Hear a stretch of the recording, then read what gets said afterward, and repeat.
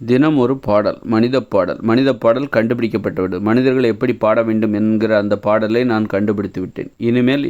இனிமேல் மனித இனம் இந்த பூமியில் இருக்கிற வரைக்கும் இந்த பாடல், நான் பாடுகிற பாடல், அந்த அணுகுமுறையை பின்பற்றி தான் பாடுவார்கள்.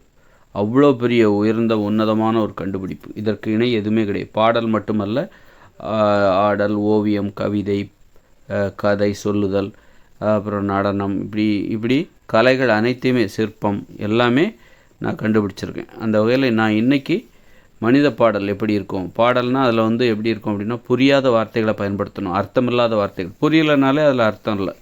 ஒன்று புரியலை அப்படின்னா உங்களுக்கு அதோட அர்த்தம் புரியலைன்னு அர்த்தம் இல்லை அப்படின்னா. அப்போ புரியாத பாடல், புரியாத வார்த்தைகளை பயன்படுத்தி நம்ம ஒரு பாட்டு பாடும்போது அது உங்களுக்கு புரியாது. அதில் அர்த்தமில்லாத வார்த்தைகளை பயன்படுத்தி நாம் அதை பாடும்போது அது நமக்கு யாருக்குமே புரியாது. பாடுறவங்களுக்கும் புரியாது, கேட்குறவங்களுக்கும் புரியாது.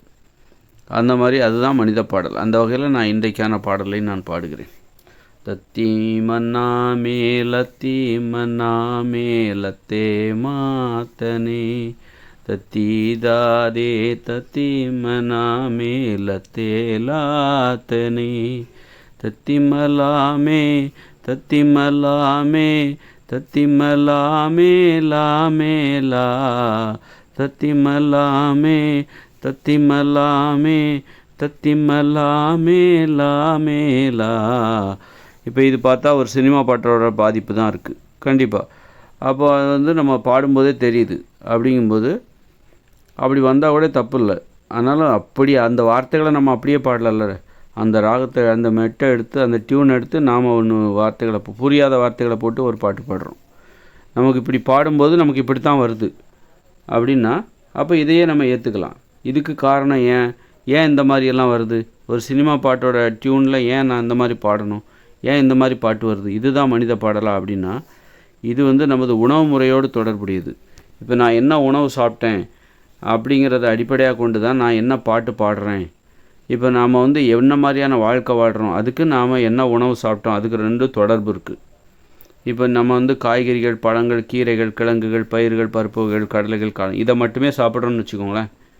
அப்போ நம்ம இந்த மாதிரியான முன்னேற்றங்களை அடைய முடியாது, இந்த மாதிரியான வாழ்க்கை வாழ முடியாது, இயந்திர அறிவியல் உலக வாழ்க்கை வாழ முடியாது.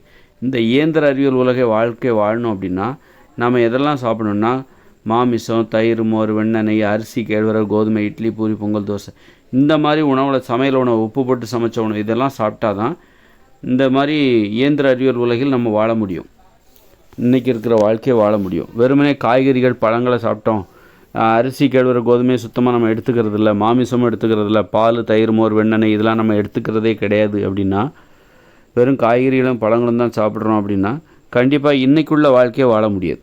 இன்றைக்குள்ள வாழ்க்கை வாழ்கிறதுக்கு அளவுக்கு அதிகமான ஆற்றல் தேவை. அப்போ அளவுக்கு அதிகமான ஆற்றல் தேவைப்படும் போது அதற்கான உணவு எங்கேருந்து கிடைக்குது? இந்த அரிசி, அதனால தான் ஏன் மக்கள் அரிசி, கேழ்வரகுலாம் சாப்பிட்றாங்கன்னா, இன்றைக்குள்ள வாழ்க்கை வாழ்கிறதுக்கு அளவுக்கு அதிகமான ஆற்றல் தேவை. அந்த ஆற்றலை தருகிற உணவுகளாக இந்த அரிசி, கேழ்வரகு, கோதுமை, இட்லி, பூரி, பொங்கல், தோசை, மாமிசம், மீன், முட்டை, இது போன்ற உணவுகள், அப்புறம் உப்பு போட்டு சமைச்ச உணவு, இதெல்லாம் அளவுக்கு அதிகமான ஆற்றலை தரக்கூடியது. அப்போ ஒருத்தருக்கு அளவுக்கு அதிகமாக, அப்போ இந்த உணவில் சாப்பிட்டா அளவுக்கு அதிகமான ஆற்றல் இருக்கும்போது அப்போ பாடுகிற பாடல் எல்லாமே இந்த மாதிரி சினிமா பாடல், இதெல்லாம். ஏன்னா சினிமா பாடல் பிரம்மாண்டமான பாடல். இந்த சினிமா பாடலை உருவாக்குறதுக்கு அளவுக்கு அதிகமான ஆற்றல் தேவை. சினிமா பாடலாக இருக்கட்டும் அல்லது நாட்டுப்புற பாட்டாக இருக்கட்டும், புரிகிற மாதிரியான பாடல்கள் எல்லாமே அதை உருவாக்குவது கடினம், கொஞ்சம் பிரம்மாண்டமானது, அளவுக்கு அதிகமாக கவர்ச்சி அதிகமாக உடையது. அந்த மாதிரி பாடலை உருவாக்குவதும் கஷ்டம். அப்போது கஷ்டம். அந்த மாதிரி சினிமா பாட்டெல்லாம் உருவாக்குறது கஷ்டம். அப்படிங்கும்போது அந்த கஷ்டமான அந்த சினிமா பாட்டை உருவாக்குறதுக்கு நமக்கு ஒரு உணவு தேவை.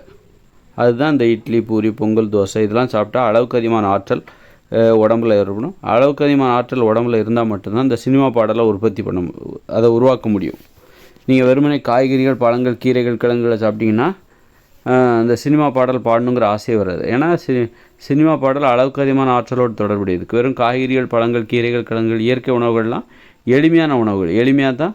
எளிமையான உணவுகள் என்பதால் அது எளிமையான ஆற்றலை தான் தரும். எளிமையான ஆற்றலை கொண்டு நீங்கள் பாடுற பாடல் கண்டிப்பாக சினிமா பாட்டெல்லாம் இருக்காது. சினிமா பாட்டுக்கு அளவுக்கு அதிகமான ஆற்றல் தேவை. அதே நேரத்தில் அதுக்கு அளவுக்கு அதிகமான ஆற்றலை தருகிற உணவுகளை சாப்பிட்டால் மட்டும்தான் அப்போ அளவுக்கு அதிகமான ஆற்றல் கிடைக்கும். அப்போ அந்த ஆற்றலை வச்சுக்கிட்டு நீ சினிமா பாடல் போன்ற பாடல்களை நீ பாடலாம். அப்போ நான் வந்து இப்போ வெறுமனே காய்கறிகள் பழங்களை மட்டுமே சாப்பிட்டீங்க அப்படின்னா அப்போ நீங்கள் பாடுற பாட்டு மென்மையான பாடலாக தான் இருக்கும். இப்போ நான் வந்து ஏன் இந்த மாதிரி சினிமா பாட்டை பேஸ் பண்ணி எனக்கு ஏன் இந்த மாதிரி பாட்டு வருது அப்படின்னா, நான் இன்றைக்கி வந்து நான் என்ன சாப்பிட்டேன் அதோட தொடர்புடையது. நான் வந்து இன்றைக்கி வந்து சோறு சாப்பிட்டேன், அதனால் இது அளவுக்கு அதிகமான ஆற்றலை எனக்குள்ளே தருது, வன்முறை உணர்ச்சியை தருகிறது. அப்போ நான் பாடும்போது எனக்கு அந்த வாயில் சினிமா பாட்டு தான் வருது. அதே நேரத்தில் நான் வந்து காய்கறிகள் பழங்களை சாப்பிட்டேன்னு வச்சுக்கோங்க, இந்த அரிசி கேழ்வரகு கோதுமை இதெல்லாம் நான் சாப்பிடாமல், மாமிசம் மீன் முட்டை தயிர் மோர் பால் வெண்ணெய் இதெல்லாம் நான் சாப்பிடாமல் வெறுமனே காய்கறிகள் பழங்கள் கீரைகள் கிழங்குகள் பயிர்கள் பருப்புகள் கடலைகள் காளான் இந்த மனித உணவுகளை மட்டுமே நான் சாப்பிட்றேன்னு வச்சுக்கோங்களேன், எனக்கு அளவுக்கு அதிகமான ஆற்றல் வராது. அப்போ நான் வாயை திறந்து பாடினா கண்டிப்பாக அதில் சினிமா பாட்டே வராது. இப்படி மென்மையான பாடலாக இருக்கும். நான் பாடுவது என்பது ஒரு மென்மையான பாடலாக இருக்கும். இப்படி நாம் உண்ணுகிற உணவுக்கும் நம்மிடமிருந்து வெளிப்படுகிற கலைப்படைப்புகள் அல்லது நமது வாழ்க்கை முறை இதற்கு நெருங்கிய தொடர்பு இருக்குது. நமது வாழ்க்கை முறையை தீர்மானிக்கிறதே நம்முடைய உணவு முறை தான். நமது உணவு தான் நமது வாழ்க்கையை தீர்மானிக்குது. நாம் எப்படி வாழ வேண்டும் என்பதை தீர்மானிக்கிறது உணவு தான் தீர்மானிக்குது. நீங்கள் சாப்பிடவே இல்லைன்னா உங்களால் வாழவே முடியாது. அப்போ சாப்பிட்டா தான் வாழ முடியும். அப்படின்னா என்ன சாப்பிட்றீங்களோ அதன்படி தான் நீங்களும் வாழ்வீங்க, உங்கள் வாழ்க்கை அமையும். சாப்பிட்டா தான் வாழ்க்கையை, சாப்பிட்லன்னா ஒருத்தர் செத்தே போயிடுவாங்க. அப்படின்னா சாப்பிட்டா தான் வாழ்க்கை அப்படின்னா அப்போ என்ன உணவு சாப்பிட்றோமோ அதற்கு தகுந்தாற் போன்று தான் அவரது வாழ்க்கை அமையும். அது மாதிரி ஒரு வன்மையான இந்த உலகத்தில் வாழணும் அப்படின்னா, தற்போதுள்ள இயந்திர அறிவியல் உலகில் வாழணும்னா அளவுக்கு அதிகமான ஆற்றல் தேவை.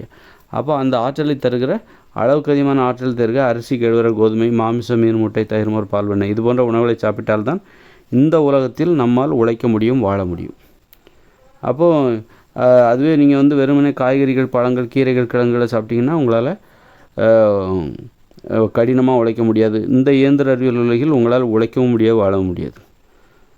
அந்த மாதிரியான ஒரு உணவுக்கும் நாம் வாழ்கிற வாழ்க்கைக்கும் நெருங்கிய தொடர்பு இருக்குது. அந்த வகையில் நான் இன்றைக்கி வந்து நான் பாடின ஒரு பாட்டு வந்து ஒரு சினிமா பாடலோட டியூனை அடிப்படையாக இருந்தது அப்படின்னா அதுக்கு காரணம் நான் பாடினாலே எனக்கு அப்படி தான் வருது. அப்போ ஏன் அப்படி வருது அப்படின்னா அதுக்கு நான் சாப்பிட்ட சாப்பாடு தான் காரணம். நான் இன்றைக்கி சோறு சாப்பிட்டேன், அந்த சோறு தான்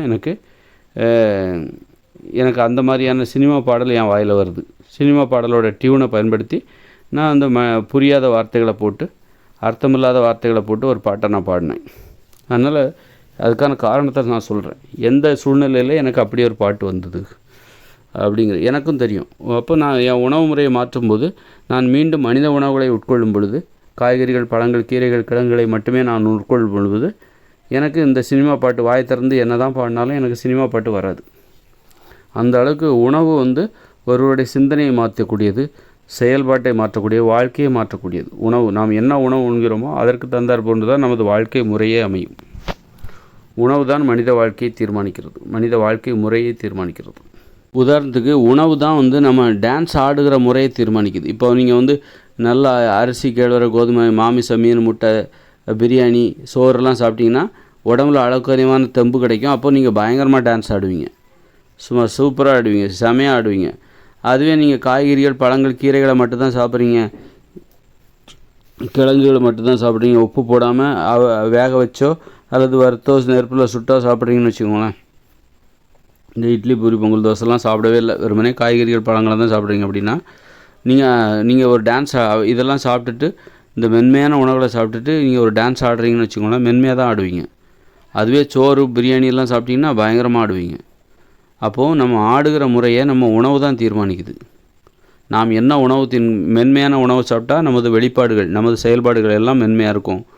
நம்ம வன்மையான உணவுகளை சாப்பிட்டா நமது செயல்பாடுகள் சிந்தனை எல்லாமே வன்மையாக இருக்கும். நமது உணவு தான் நாம் மென்மையானவராக அல்லது வன்மையானவரா என்பதை தீர்மானிக்கிறது.